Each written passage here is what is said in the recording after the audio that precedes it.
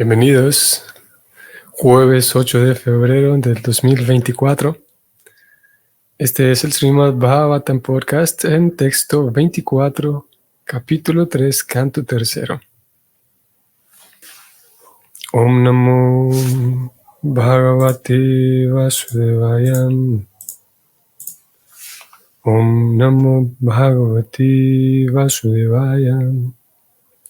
Om Namo Bhagavate Vasudevaya.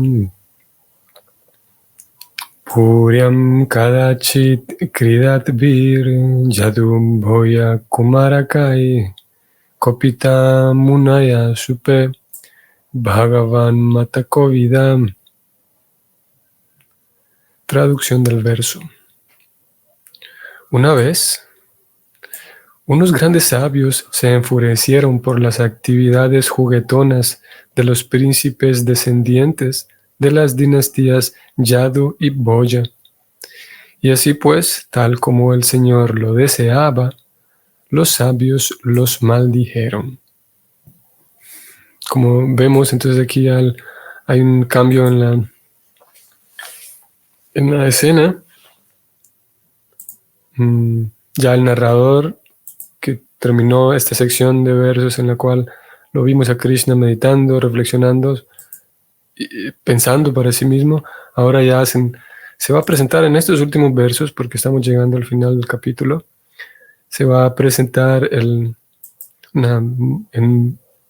a la brevedad realmente el tema de la destrucción de los yadus. Como habíamos adelantado ya un poco este tema de la destrucción de los yadus, ya habíamos relatado un poco la historia y habíamos dicho como resulta ser que Samba, el hijo de Krishna y el hijo de Krishna y Jambavati, fue él quien estaba vestido, disfrazado como mujer, y fue a él especialmente a quien los sabios vieron y le dijeron que tú lo que tienes en tu vientre es la destrucción de la dinastía Yadu. Y sí, luego ellos se asustaron un poco. Toda esta descripción, antes de que vayamos al comentario de Prabhupada para este verso, voy a desplazarme un momento para que ustedes puedan verlo. Esta descripción y esta historia la vamos a encontrar en el canto 11avo. De hecho, el canto 11avo inicia con su capítulo 1 con esa historia. Capítulo 1 del canto 11. La maldición sobre la dinastía Yadu. Un canto 11 que se titula Historia General. Pero en este capítulo primero entonces vamos a encontrar ese relato. Principalmente cómo es que ellos fueron maldecidos, cómo es que ellos se encontraron con estos sabios y exactamente cuáles son las palabras que dijeron estos sabios. Y es un relato presentado por Maharaj Pariksit. Es él quien está hablando, contando esta historia perdón, es Pariksit quien está escuchando la historia de Sukadeva Goswami. Y vamos un poco más abajo. Por ejemplo, aquí en los textos 11 y 12 se da una lista de quiénes eran esos sabios que estaban allí, por ejemplo. Teníamos a Visvamitra, Asita, Kamba, Durvasa Muni, Bhrigu Muni, Angira, Kasyapa, Vamana, Atri y Vasista, junto con Narada y otros. Todos ellos estaban aquí realizando algunos rituales y para traer felicidad felicidad llevándose todos los pecados de la era de Kali, es lo que ellos estaban haciendo aquí. Y fueron entonces, vamos a ver, estaban en este lugar llamado Pindaraka. En los siguientes dos versos, 13 al 15, o 13, 14 y 15, aquí se relata cómo en ese sagrado lugar estos muchachos de la dinastía Yadu habían traído a Samba, que era el hijo de Jambavati, vestido como una mujer, en un humor así, de manera bromista, se acercaron a los grandes sabios allí y ellos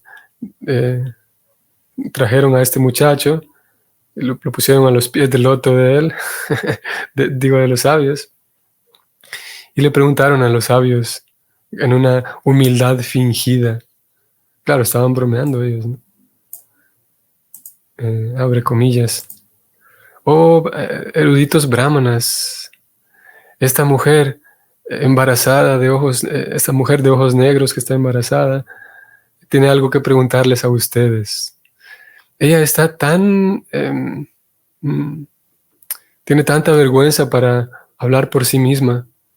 Así que ella está a punto de dar a luz y está muy deseosa de tener un hijo.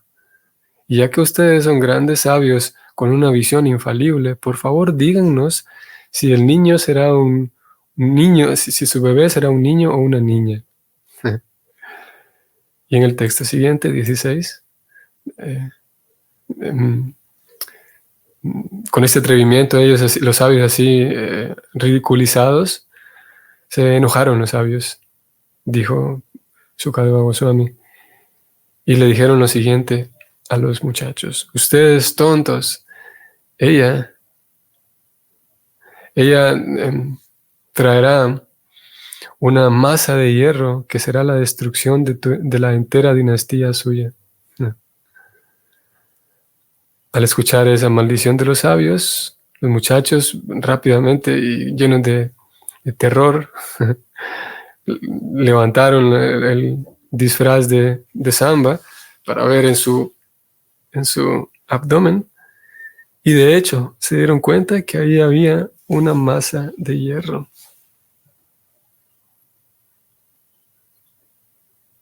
Luego los muchachos, aquí en el texto 18, los muchachos dijeron, abre comillas, ¿qué es lo que hemos hecho? Somos tan desafortunados.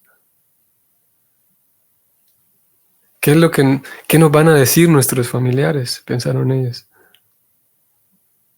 Hablando de esta manera y estando muy perturbados, entonces regresaron a sus casas, y llevaron esta masa de hierro con ellos.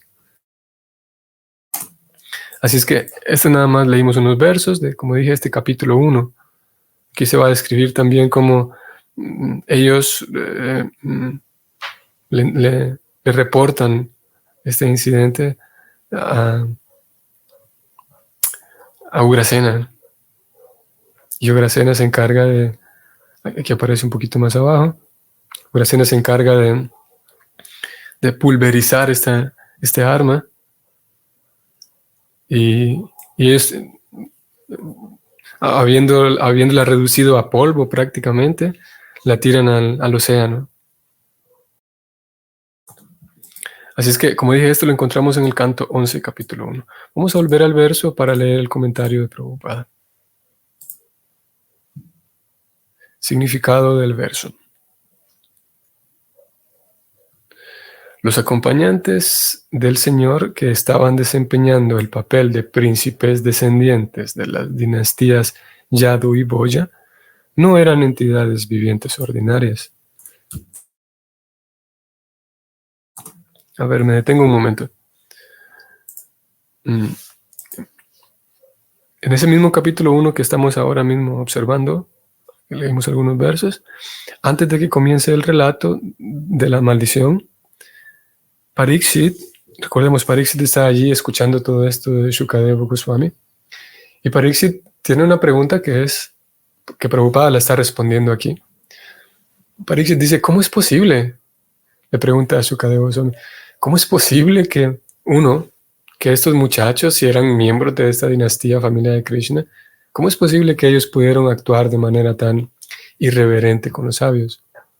2, ¿cómo es posible que los sabios, sabiendo bien que ellos eran familiares de Krishna, cómo ellos se atrevieron? Si eran sabios, podían darse cuenta, podían tolerar, por ejemplo, la imprudencia de los niños, podían evitar maldecir a los miembros de la dinastía Yadu, que era la familia de Krishna.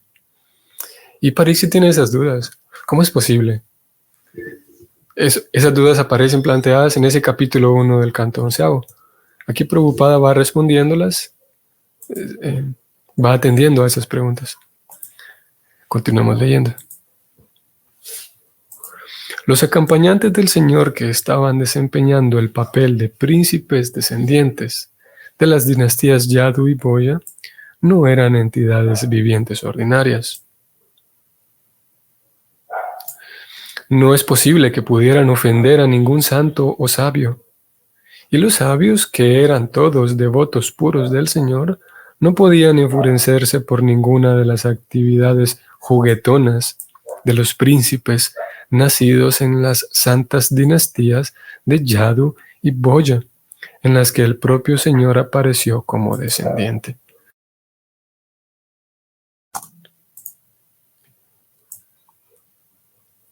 El hecho de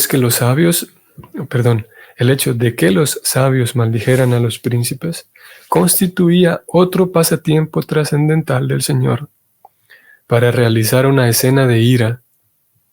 Los príncipes fueron maldecidos con objeto de que sepamos que incluso los descendientes del Señor, que nunca podrían ser vencidos por ningún acto de la naturaleza material, fueron sometidos a las reacciones de la ira por grandes devotos del Señor.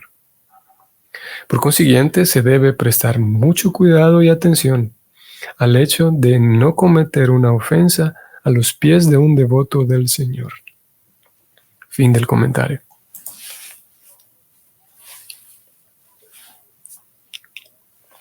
Un tema realmente interesante, poniendo de lado el relato de la destrucción de las dinastías. Es un tema interesante y realmente relevante. El hecho, esto último, con esta idea que Prabhupada cierra. Antes de ir a la idea central o esta que vamos a señalar, vamos a rescatar aquí, señalar que Prabhupada incluye de vuelta, nos hace recordar de que este es un arreglo dispuesto por el Señor Supremo. Si el Señor Supremo es el controlador de todo, entonces también Él controla y diseñó esta puesta en escena, como ya lo hemos venido estudiando, porque ya era hora de que los Yadus se fueran y no había otra manera para que alguien los matara externamente. No podían morir por pestes o cosas así, o por accidentes.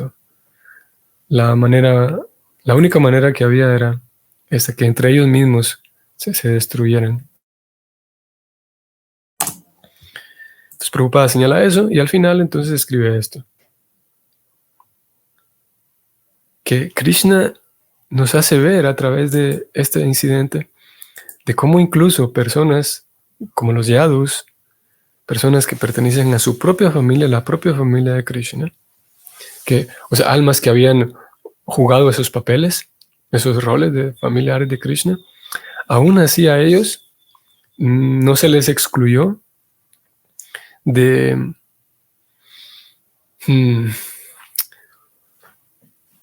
peligro. Ellos entraron, digamos, por sus actividades, entraron a una zona muy peligrosa que es ofender a los Vaishnavas, a los devotos del Señor. Ofender en el sentido de menospreciar. En este caso estamos hablando de una ridiculización, digamos. Claro que no era algo intencional. Y recordemos que estamos hablando aquí de algo arreglado por el Señor. Una puesta en escena arreglada por Él. Sin embargo, el objetivo aquí es señalar que en nuestra vida devocional es muy importante, como Prabhupada lo ha dicho aquí,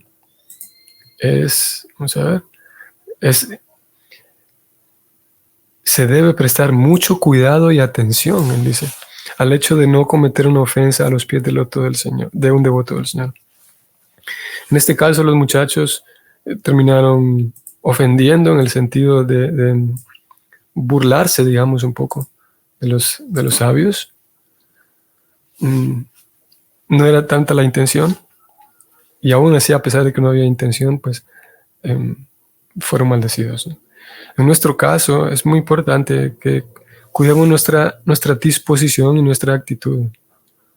Y es algo que nos ocurre a todos porque pues, estamos en este lugar llamado el mundo material, y todos los que estamos aquí tenemos en grado mayor o menor una serie de contaminaciones, y una de ellas se llama el orgullo, todos. Y a medida que vamos progresando se van limpiando cosas como el orgullo, justamente. El orgullo de pensar que soy superior, el orgullo incluso es tan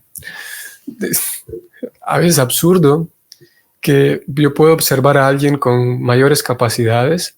Claro, todos tenemos diferentes habilidades en diferentes campos y siempre voy a encontrar personas más destacadas en ciertas áreas de lo que yo puedo hacer, y siempre me voy a encontrar en situaciones en las que yo puedo destacar más.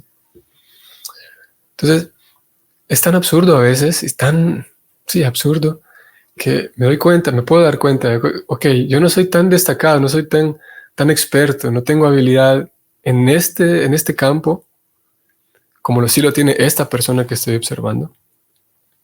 Pero esa persona tampoco es para tanto. Puede llegar el momento y darse la situación de que observar a alguien que tiene habilidad clara en algo, una habilidad que yo no tengo, y aún así el orgullo hacernos pensar que no es para tanto esa persona. Si yo supiera hacerlo, lo haría mejor. Pero ni siquiera sé cómo hacerlo, ni siquiera... Es como digo, es absurdo. Y hay otras formas, hay muchas formas sutiles, sí, como dije, una contaminación de la cual todos padecemos, algunos en grado mayor que otros.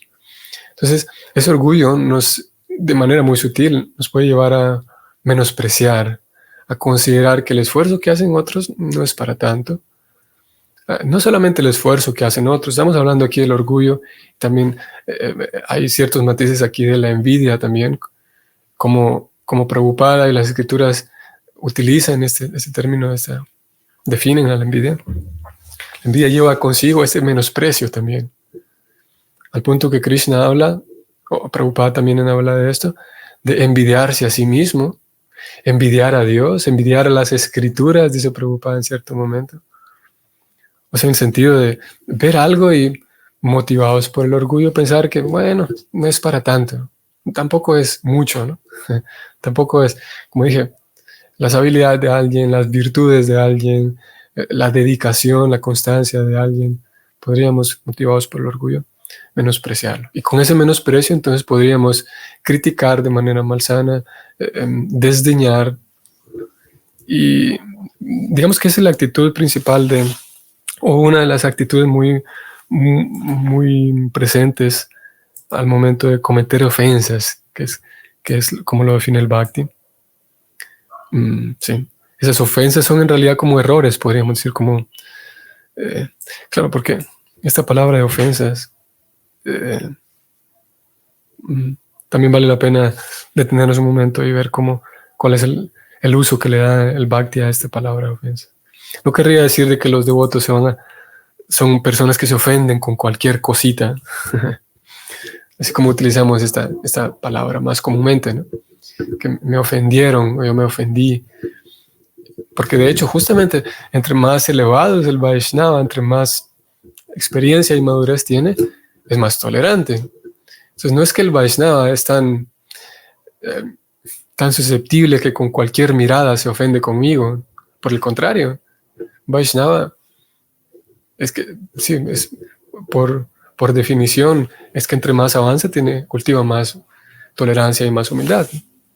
Entonces, no es tanto de que la otra persona se sienta ofendida conmigo, sino más bien, incluso la otra persona puede que ni siquiera se dé cuenta de lo que estoy diciendo de ella o de lo que estoy pensando. Principalmente, sí, lo que estoy pensando, lo que estoy haciendo, lo que estoy diciendo.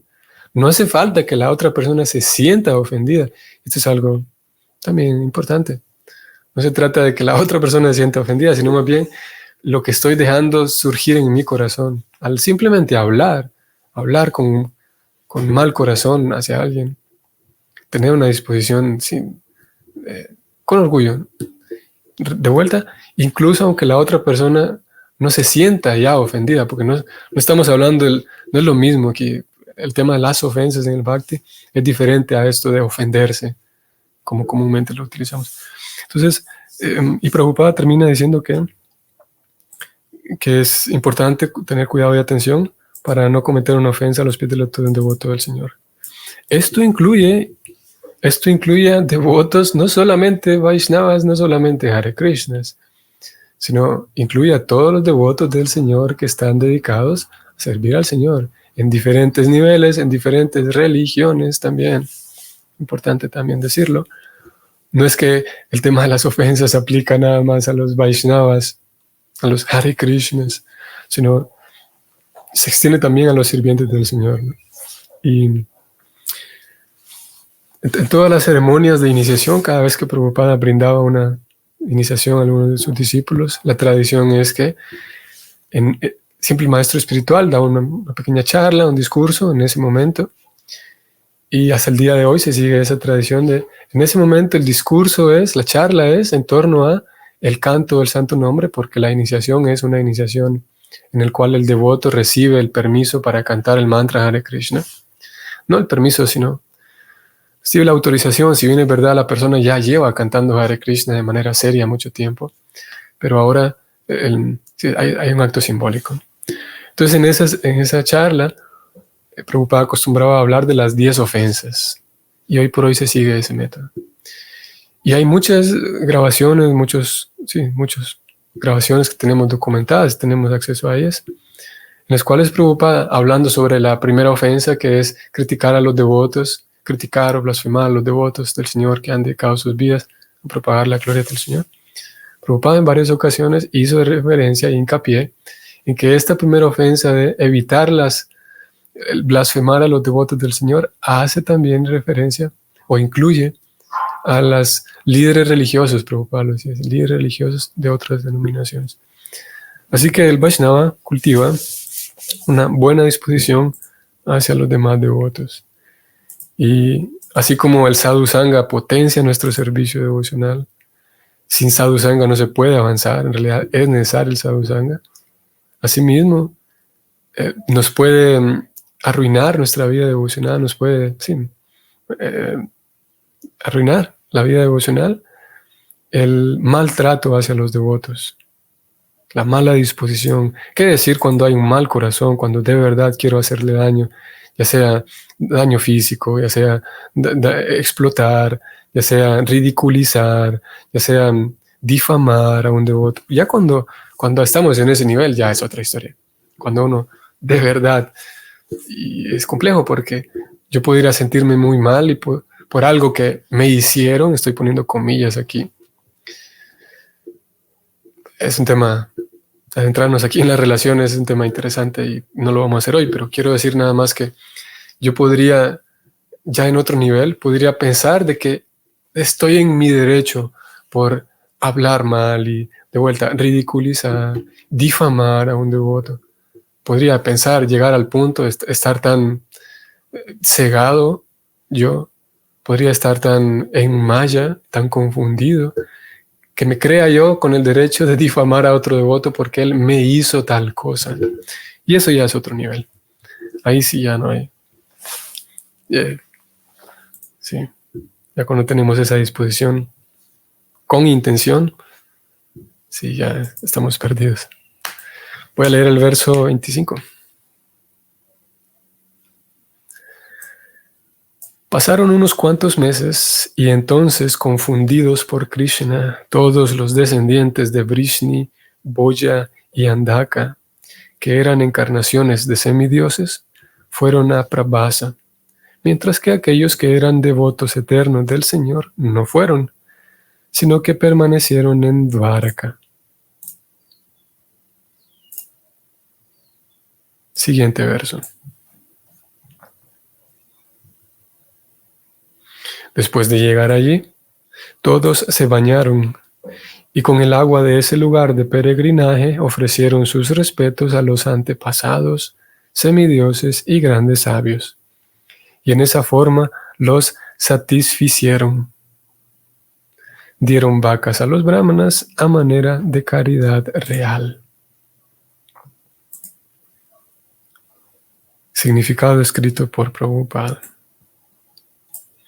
Entre los devotos del Señor existen varias divisiones, principalmente Nityasiddhas y Sadhanasiddhas. Los devotos Nityasiddhas nunca caen a la región de la atmósfera material. aun a pesar de que algunas veces vienen al plano material a llevar a cabo la misión del Señor. Los devotos sadhana-siddhas se eligen de entre las almas condicionadas. Entre los devotos sadhana hay devotos puros y devotos con mezcla. Los devotos con mezcla se entusiasman algunas veces con las actividades fruitivas y están habituados a la especulación filosófica. Los devotos puros están libres de todas esas mezclas y están completamente absortos en el servicio del Señor, sin tener en cuenta cómo y dónde están situados. A los devotos puros del Señor no les entusiasman poner a un lado el servicio que ofrecen al Señor para ir a visitar lugares santos de peregrinaje. Un gran devoto del Señor de los tiempos modernos, Sri Narottama Das Thakura, ha cantado lo siguiente. Abre comillas. Visitar lugares santos de peregrinaje es otro engaño de la mente, pues llevar a cabo servicio devocional para el Señor en cualquier lugar es la última palabra en perfección espiritual. Cierre comillas. Voy a detenerme aquí. Vamos a detenernos porque en realidad este es otro tema y mejor lo vamos a abordar en otra sesión. El tema del servicio devocional puro, el servicio devocional con mezcla, como aquí Prabhupada lo acaba de decir. Y el uso de esta terminología, devotos nitya siddhas, devotos sadhana siddhas. Vamos a dejar este tema mejor para mañana. Por ahora, tenemos que admitir que esto que acabamos de leer ha sido bastante resaltante. Voy a leerlo. Visitar lugares santos de peregrinaje es otro engaño de la mente. ¿Cómo es eso? Pues llevar a cabo servicio devocional para el Señor en cualquier lugar es la última palabra en perfección espiritual. Vaya que hace falta detenerse y meditar un poco más en esto, ¿no? Porque claro, si hay tantos lugares santos de peregrinaje y de alguna manera se promueve que se visiten estos lugares, pero ahora se nos está diciendo que es otro engaño de la mente. Vamos a hablar más de ello mañana. Y Prabhupada dijo algo aquí también bien interesante, vamos a ver. Los devotos puros, voy a subrayar, están libres de todas esas mezclas. Podemos hablar de esas mezclas mañana también. Y están completamente absortos en el servicio del Señor, sin tener en cuenta cómo y dónde estén situados. Claro, esa formación se aprende a identificar, ya que todo es creación del Señor. El devoto puede darse cuenta que en cualquier lugar, a donde sea que vaya, siempre se encontrará dentro de la creación del Señor, ¿no? Y como estás en todo momento, siempre está dentro de la creación del Señor, en todo momento puede hacer servicio al Señor, en todo lugar, sin importar dónde y cómo esté situado. Y obviamente eso no es tan sencillo de conseguir. Obviamente, y aquí me adelanto un poco al tema de mañana, obviamente porque nosotros estamos mezclados, vamos a hablar de esto. Entonces, sí, habrá algunos lugares que sí nos parezcan mejor, nos parezcan sí, más apropiados. O, como dije, mañana vamos a hablar de esto. Habrá algunos lugares a los cuales sentimos repulsión, algunos otros lugares que nos atraen. Y esa es una realidad también. Pero el devoto, la devota que tiene madurez,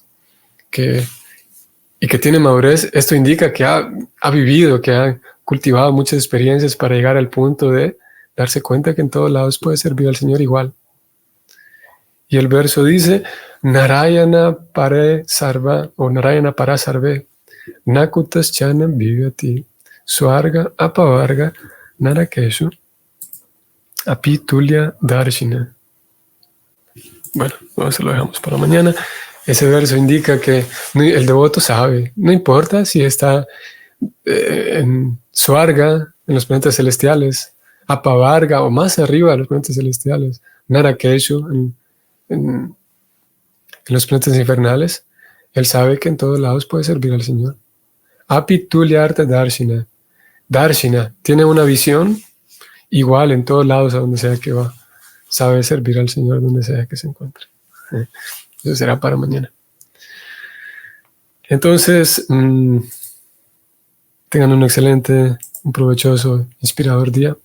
Que podamos seguir recordándonos del Señor a cada paso.